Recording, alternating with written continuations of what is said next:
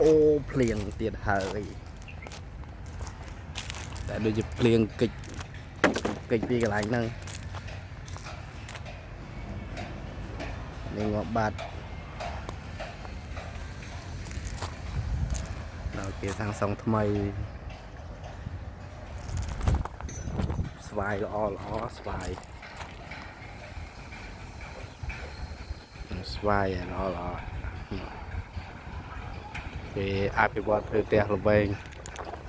chuẩn số khấn đô cũng đang mấy cái plieng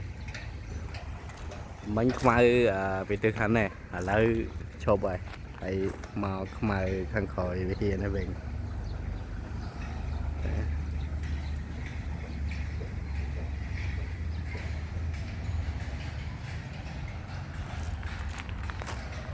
em mới gã về bọt này khăn không liên khăn cầm đằng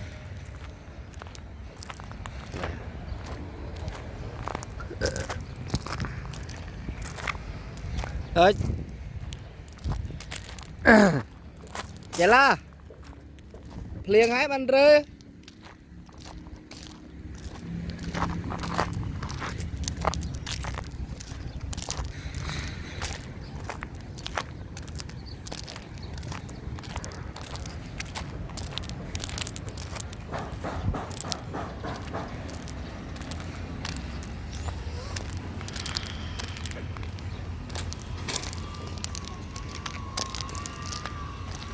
rồi liền ăn thử đi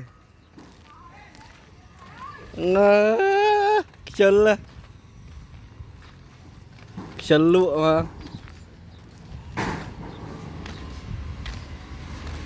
lại đây cái bật vì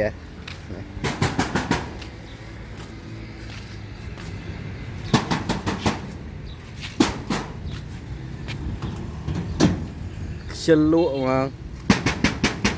yeah.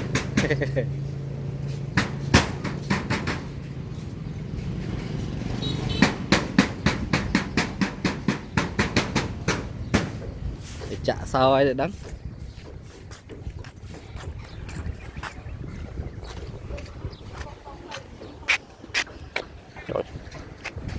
con này ta con nùng sao ta nùng sao ta nùng trời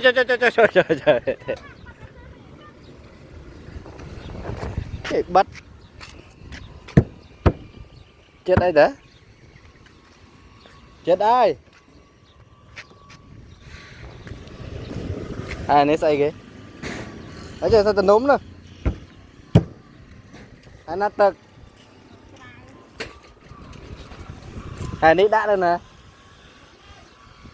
trời đã cái đá play chưa ta đã vốn à sao big ball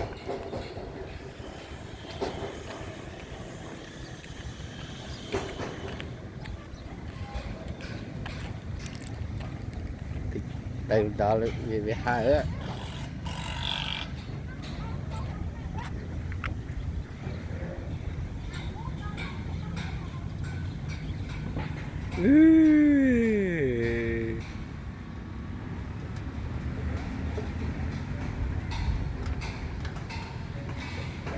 Kere lo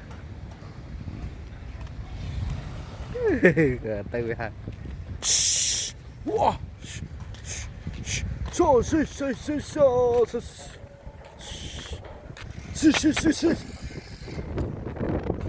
là lên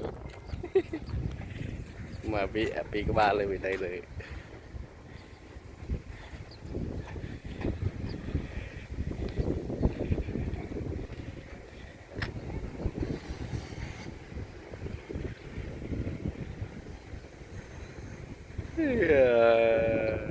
rè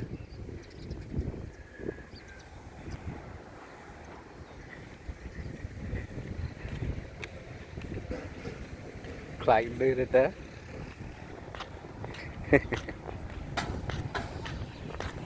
ơi mới tới ăn liền tê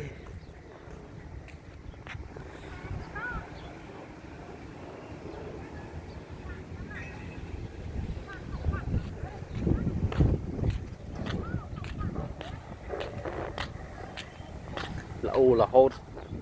vậy đúng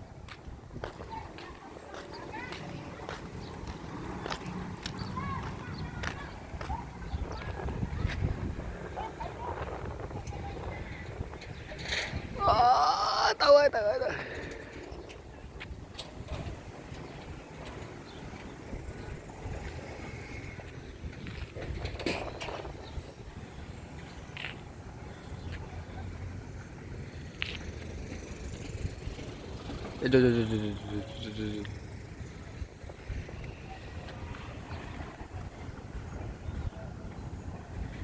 chào bạn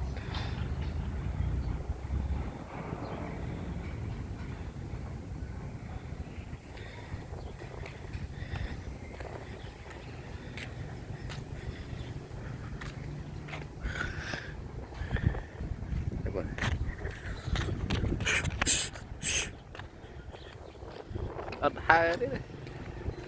chứ hai này alot